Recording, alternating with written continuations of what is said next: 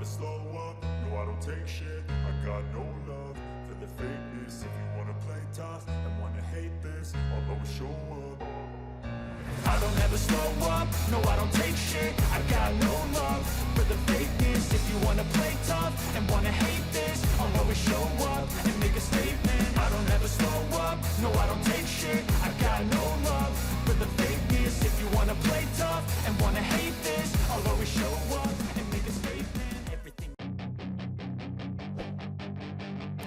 Pembalap Ducati Lenovo, Francesco Bagnaia, berhasil menjadi juara MotoGP Belanda 2024 lewat penampilan dominan sejak awal. Start dari pole position, Bagnaia sukses melanjutkan ketangguhannya dalam menaklukkan sirkuit bersejarah sirkuit Assen, pada balapan utama hari Minggu, 30 Juni 2024.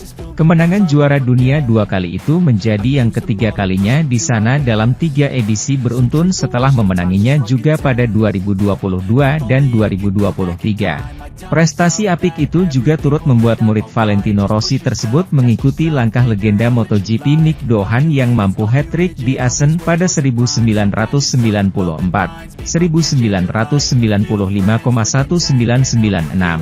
Bagi Bagnaia sendiri, ini adalah hat-trick di sirkuit ketiga setelah dia juga pernah hat-trick di Jerez. Adapun podium runner-up diraih Jorge Martin, Prima Pramac, dan disusul Enea Bastianini yang merengkuh rostrum ketiga. Perebutan posisi ketiga sangat seru karena sebelumnya sempat ditempati Marc Marquez, Gresini, sebelum dia diasapi Fabio Di Giannantonio, Pertamina Enduro cukup lama. Walau sempat berusaha merebutnya lagi, Marquez justru lengah dari kejaran Bastianini yang tiba-tiba tampil bak kesetanan di 6 lap terakhir. Sesaat kemudian, insiden kecelakaan prematur yang dialami Alex Rins saat baru hendak memasuki tikungan satu kedua. Rins tergelincir hingga ke area gravel dan gagal melanjutkan balapan. Yamaha hanya menyisakan Fabio Quartararo yang masih tertahan di area tengah. Kembali ke area depan, Maverick Vinales yang awalnya berhasil mempertahankan posisi kedua, perlahan mulai tersalip. Vinales disalip Jorge Martin dan Marc Marquez secara berurutan. Martin jadi yang paling dekat dengan Bagnaia. Sementara Marquez masih bersaing sengit dengan Vinales untuk mempertahankan posisi 3. Memasuki lap ketiga, giliran Marco Bezzecchi yang apes. Dia mengalami crash di sektor 1 dan kembali ke pit lane. Mimpi buruk Vinales belum selesai saat dia diintai Fabio Di Giannantonio yang mempertipis jarak sampai 0,5 detik dan berhasil menyalip Vinales untuk merebut posisi keempat. Masuk ke lap 7, Honda apes setelah Joan Mir crash di tikungan 4. Sementara itu, seperti yang sudah menjadi hal biasa dalam beberapa tahun terakhir, banyak pebalap yang menunggu roda di trek saat kualifikasi, yang sebelumnya hanya terlihat di Moto3. Kini semakin terlihat di semua kelas dan di MotoGP. Sabtu ini, selama Q2 GP Belanda, sekelompok pembalap yang baik berkumpul menunggu roda cepat, yaitu Jorge Martin. Pembalap Pramac melihat situasi tersebut dan memutuskan untuk memperlambat kecepatan dan membiarkan pembalap lain maju. Dengan sialnya Raul Fernandez datang dari belakang dan hampir menyalipnya. Pria dari Trackhouse mulai membuat keributan dan mencela Martin atas situasi tersebut. Dan sejak hari sebelumnya pemimpin kejuaraan dunia telah melakukan kontak dengan Jack Miller. Para pengurus setuju untuk menempatkannya di 3 posisi di grid untuk balapan. Dengan demikian, alih-alih start dari posisi kedua, pada balapan GP Belanda, Maverick Vinales, 2, Alex Marquez, 3, dan Aleix Espargaro, 4, akan merebut posisi kelima.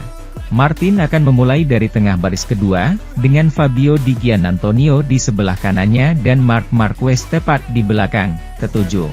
Keputusan ini tidak lebih dari sekadar omong kosong dari FIM Stewards Panel. Karena Martin adalah salah satu pilot yang paling tidak ingin balapan dan selalu berusaha menghabiskan waktu sendirian. Namun level 0 dan kriteria komisaris kembali terungkap. Sesuai dengan pasal 355 Peraturan Kejuaraan Dunia Grand Prix FIM, kami mengonfirmasi keputusan kami melalui sidang, demikian bunyi pernyataan Stewards Panel FIM MotoGP. Selama sesi latihan, dia terlihat berkendara perlahan di barisan dan mengganggu pebalap 25 lainnya di tikungan 2, 3, Hal ini bertentangan dengan instruksi khusus yang diberikan kepada kompetitor dan tim MotoGP, mengganggu sesi, dan dianggap mengemudi tidak bertanggung jawab. Balapan sprint Grand Prix Belanda MotoGP 2024 akan menjadi kesempatan ideal bagi semua pebalap untuk memulai akhir pekan dengan baik dan mulai mencetak poin. Meskipun Marc Marquez akan mengalami kesulitan setelah terjatuh di klasifikasi. Hal itu menurunkannya dari posisi ke-7, jadi dia harus mengambil risiko lebih dari yang seharusnya pada tahap awal acara singkat hari Sabtu itu. Pria asal Cervera itu mampu melewati Brad Binder dan Aleix Espargaro, dan berada di urutan kelima, tepat di belakang saudara laki-lakinya sekaligus rekan setimnya, Alex Marquez. Namun, upayanya untuk merebut kembali tempat dan memastikan bahwa Pecco Bagnaia dan Jorge Martin tidak lolos dalam klasifikasi umum sangat merugikannya. Karena ia terjatuh di lap kedua, sehingga menjadikannya pertama kalinya ia dibiarkan tanpa hadiah. Yang dari Gresini berada di posisi kelima, sudah memburu pembalap terdepan karena masih punya opsi untuk memperkecil jarak dengan rivalnya di Ducati. Namun angka nolnya membuat dia kehilangan tenaga di klasifikasi juara dunia MotoGP musim 2024, karena pada awal lomba sprint terdapat selisih 35 poin terhadap pemimpin. Namun kejatuhannya menyebabkan angka tersebut bertambah. Marc Marquez bukan satu-satunya yang tersingkir pada putaran terpendek di trek Assen, karena Lorenzo Savadori juga terjatuh, sementara salah satu motor lamanya, Honda pabrikan Luca Marini, mengalami kerusakan mesin bahkan sebelum mencapai balapan, titik tengah sesi sprint. Namun, semuanya akan menjalani balapan utama pada hari Minggu dengan skenario yang sama, di mana Pecco Bagnaia tampaknya menjadi favorit setelah memimpin di semua latihan dan mendominasi di kualifikasi. Di sisi lain, kami sudah memiliki grid start untuk dua balapan MotoGP Grand Prix Belanda 2024. Sesi kualifikasi hari Sabtu ini telah menentukan urutan sprint race sore ini, pukul 15, dan tes utama hari Minggu. Tes di mana Pecco Bagnaia akan start di posisi pertama setelah menjadi dominator mutlak dan hebat akhir pekan di La Catedral. Sementara itu, Johan Zarco punya komentar menarik mengenai sepak terjang Marc Marquez pada musim perdana mengendarai motor Ducati Desmosedici pada MotoGP 2024. Kini pembalap Gresini Racing itu menempati posisi 3 klasemen dan sudah merasakan podium pada main race sebanyak 3 kali sejauh ini. Meski performa Marc Marquez terbilang apik, Johan Zarco merasa kaget ternyata kakak Alex Marquez itu membutuhkan waktu lebih lama dari yang ia perkirakan untuk beradaptasi dengan motor Ducati. Yang paling membuat Johan Zarco terkejut adalah fakta Marc Marquez belum merasakan kemenangan. Saya pikir dia akan langsung membunuh persaingan, tetapi Pecco Bagnaia menunjukkan bahwa dia masih menjadi pembalap dengan chemistry terbaik dengan motor Ducati.